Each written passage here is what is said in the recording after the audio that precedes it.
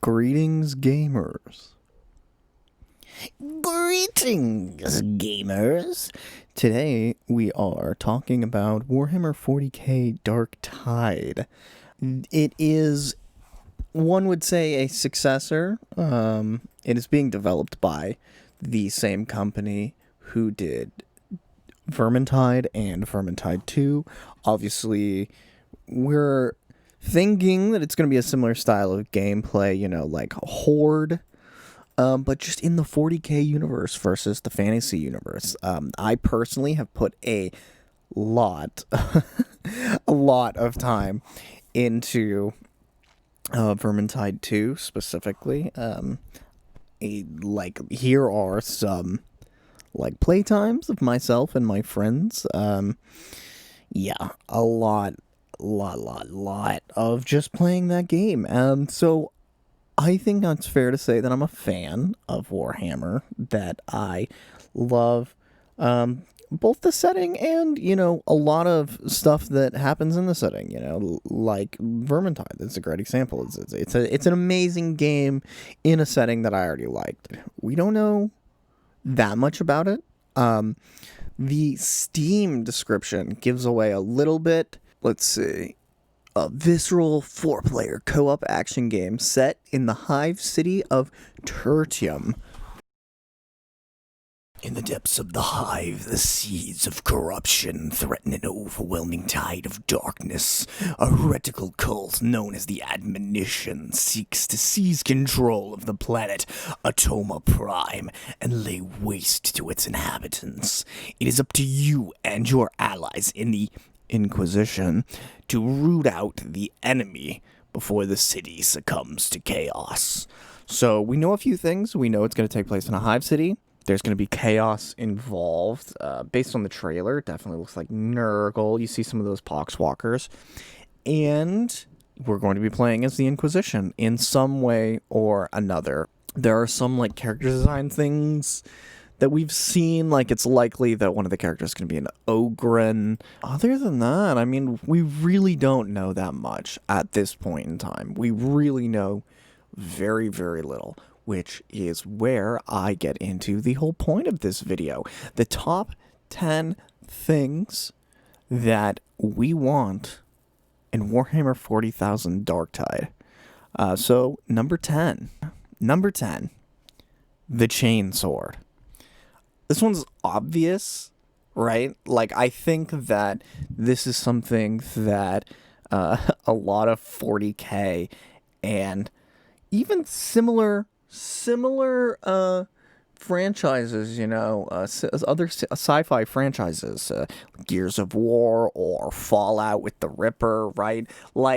Chainsawing zombies in half is amazing. And poxwalkers are basically zombies. It sounds so sick. This has got to be in the game. It's a perfect melee weapon for that style of combat. Number 9, the Power Fist. I just have to ask you the question. Don't you want to just punch holes in dudes? Really, really punch them. It's fast. It's very satisfying, or at least potentially satisfying, in a way that I think is perfect for Vermintide-like combat, right? Just punch, punch, punch. It would be slower than that. Obviously, it's a Power Fist. It's a big weapon, but I think seeing the damage that you could inflict with it, popping dudes' heads like watermelons, like you're Gallagher or something, that would be amazing. Also, I will say, also copied by Fallout, but Fallout's melee combat kind of sucks in my opinion. It just doesn't feel satisfying in the way that Vermintide is. Number 8, Nurglings. My personal... I don't even know what to call them. It's not an alien. They're warp creatures, right? But they're just so adorable. I'm just going to throw some pictures up there. They're just so weird and creepy and cute. And here's a picture of a completely normal Imperial officer. Isn't that right? Just completely normal. Number 7, Servo Skull. Now, we know that to some degree in the art, you can see a Servo Skull, right? We don't know to what level it's going to be, if it's going to be following us around the whole time, like a specific character. There's so many applications that could be used for Servo Skulls, and they're little flying dudes. Like, they're sick. And, I mean, look at what they can accomplish. We know there will be ones in some proximity to the characters, and Inquisitors can even control them with their mind. It could be some kind of ability, or like maybe scouting, or maybe it's like a quest thing, like your boss is like watching you through the Servo Skull. Like, who knows? Number 6. Extreme violence. I think this goes without saying, but I want to smear Poxwalker faces all over the hallways of that hive city. Vermintide is many things, and gory is at least 3 or 4 of them. We can chop, hack, pierce, and explode rats all over the Reichlands, so it only makes sense in the far future that it would be the same. 40k is possibly even a gorier setting than fantasy, and just because of the sheer scope of it, right? I think this is a perfect opportunity to explore that viscerally. Number 5, references. Vermintide was pretty good with this. Just enough references to establish the outside lore, but not in like a Disney Star Wars kind of way. There's so much lore in 40k that a character would know about, or not know about, or know the wrong things. Like, there's just so much to work with, and I'm just hoping for like a little wink wink nudge nudge. Nothing super ham-fisted. I don't want, ultramarines dropping out of the sky or something. If it's gonna be just not ultramarines, please, God. Any other type of marines. Number 4, Melta. I'm just going to read a little excerpt from our 40k Wikia.